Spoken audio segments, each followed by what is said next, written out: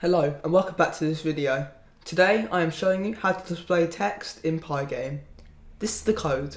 These 4 lines are just the setup, so no need to worry about them. The next 2 are the colours we will be using, which are white and black. White is the colour of the background and black is the colour of the text.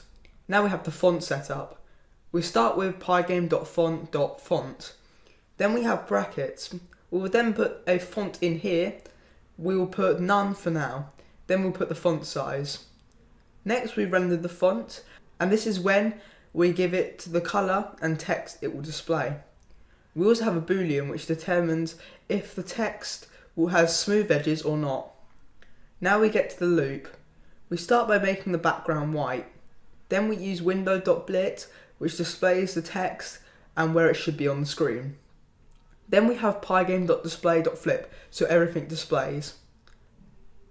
Now we have the normal for loop for leaving the game, and then finally pygame.quit. Now when you run it, there will be a window with text saying hello world. Thank you for watching this video. If you enjoyed, consider leaving a like and subscribing.